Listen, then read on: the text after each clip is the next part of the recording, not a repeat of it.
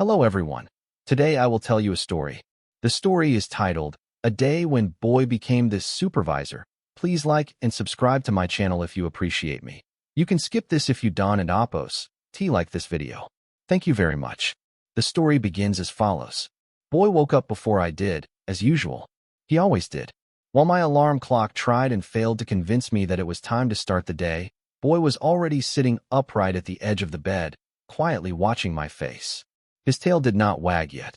That would be unprofessional. Today, Boy had a job to do. I opened my eyes and found two round, serious eyes staring straight into mine. "You're awake," I mumbled. Boy tilted his head slightly, as if checking a clipboard only he could see. The morning sun crept through the window, lighting up the room and revealing Boy's chosen position, perfectly centered, blocking my path to the bathroom. When I tried to move, he stood up and stretched, slowly, deliberately, then sat down again. This was not play.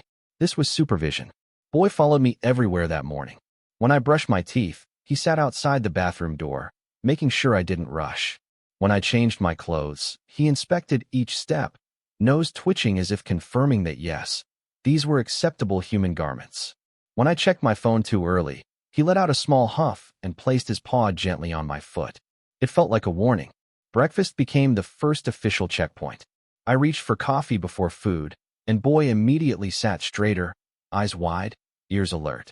He stared at the empty bowl on the floor, then back at me, then at the bowl again. The message was clear: priorities. I laughed and prepared his meal first. Only after Boy finished eating and licked the bowl clean did he allow me to make my coffee. He lay down nearby, head resting on his paws, eyes half closed but still watching. A supervisor never truly rests. As I sat at the table, sipping coffee and scrolling aimlessly, Boy walked over and placed his chin on my knee. Not asking for anything, just reminding me that the day had begun and it deserved attention. I put my phone down. Boy's tail wagged once. Approval granted. Outside, the morning was calm. Birds chirped, neighbors swept their doorways, and Boy stood proudly at my side during our walk, stopping often to sniff, to look around, to make sure everything was in order. He didn't pull. He didn't rush. He simply observed. That morning, under Boy's careful supervision, everything felt slower, steadier, and somehow more complete. The afternoon sun was warmer, and the house grew quiet after lunch. I sat down to work, laptop open, mind half-focused. Boy positioned himself nearby, lying on the floor where he could see both me and the door. His role had evolved. Now he was monitoring productivity. At first, I typed diligently. Boy remained still. Then I paused to stare at the screen too long. Boy lifted his head. I sighed and checked social media. Boy stood up and walked closer, sitting right beside my chair. His presence was heavy, not physically, but emotionally. I could feel his judgment, gentle but firm. When I worked, he stayed calm. When I got distracted, he intervened, not with barking or whining, but with quiet closeness. Sometimes he rested his head against my leg. Sometimes he sighed deeply, dramatically, like a tiny manager disappointed in an employee's performance. Around mid-afternoon, I grew tired and leaned back, closing my eyes for just a moment. Boy immediately reacted. He nudged my hand with his nose, then wagged his tail once and walked toward the window. He glanced back at me, inviting but not insisting. We went outside again. The light had softened. Boy sniffed the grass carefully, as if reviewing reports left behind by other dogs. He paused to watch a butterfly. He sat and observed people passing by. His supervision extended beyond me. He seemed to be checking on the entire world. Back inside, I lay down on the floor to stretch. Boy circled twice and lay beside me, pressing his warm body gently against mine. He didn't demand attention. He offered companionship. I scratched behind his ears, and his tail tapped softly against the floor in slow rhythm. Time passed without urgency. No alarms. No notifications. Just breathing, presence, and shared silence.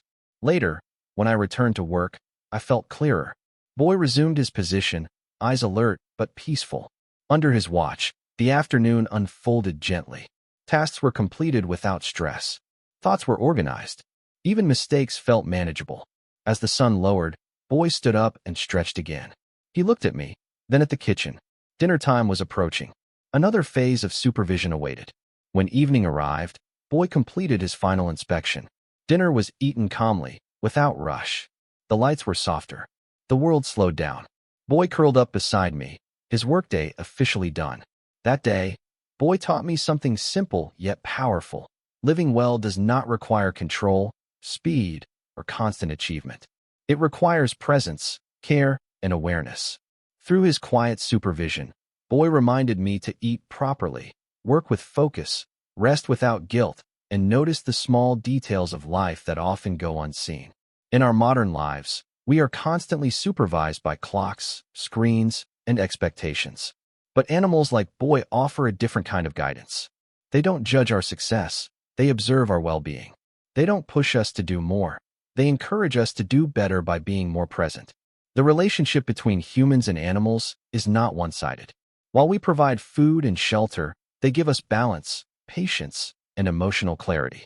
From Boy, we can learn to slow down, to care for ourselves and others, and to respect the rhythm of life. If we listen closely, animals become teachers. And in choosing kindness, attention, and shared time, we create a life that is gentler, not only for them, but for ourselves as well.